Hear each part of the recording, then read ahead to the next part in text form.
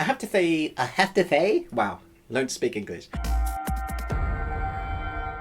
have to say thank you to Austin Burke. This film was not on my radar. Normally my radar is full of DC films and I'm like, when's that one coming out? And then I saw Austin, that's his new name, Austin drop a review. I watched the first minute and it's like, sign me up. The Justice League has always been Earth's first and last defense, but with the imminent arrival of Darkseid and the horrors of war that will follow, everything is about to change. With time running out, the Justice League will need all the members and their powers like never before. But even the world's most powerful superheroes, including a new member, John Constantine, may not be able to make a difference between Darkseid's legions. This is the first time I felt like I've really enjoyed a DC movie. I mean, I've enjoyed some of them, but this is like, might be my #1 favorite. Mostly because of all the characters that we get to see involved in this, especially John Constantine. John Constantine seems to be just everywhere at the moment. I'm loving the fact that he's around more. I think his character is so interesting.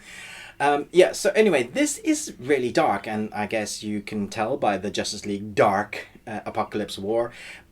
It's all about Darkseid, and I'm sure you've been watching the last few films where they've kind of been leading up to this. Even though it's not directly connected, I feel like we've been following on by certain characters, kind of relationships building with Damien as well. I like what they've done with the characters here, but because it's R-rated, you do get to see them fight in ways that you don't normally get to see in a more child-friendly versions, and so if you want to see arms being ripped and people shredded and your heroes dying, not that you want to see that, but you definitely will. It's almost a more realistic look at if Darkseid sent his minions to the heroes, what it would be like, especially if they didn't plan.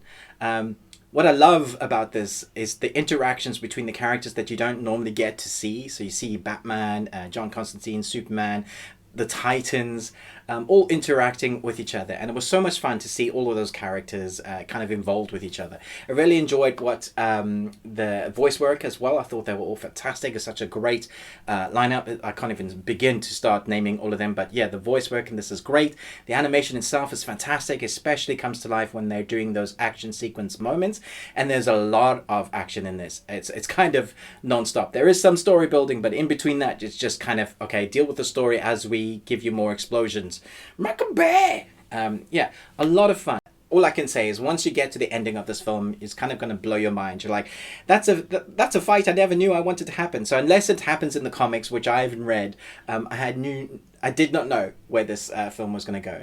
And so I think those last 20 minutes really heightens the sense of tension. You kind of don't know how your heroes are going to get out of it, but you're invested completely. And then you hit those end moments and you're like, oh, okay, this is how they're dealing with it.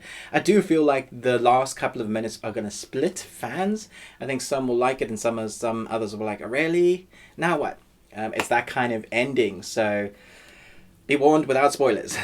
Let me know in the comments below what you thought about this latest DC movie. What is your favorite animated DC film so far? And what are you looking forward to from them in the future? Thanks so much for watching me ramble about this very cool new DC film. But most of all, until next time, remember, live long and Tuesday.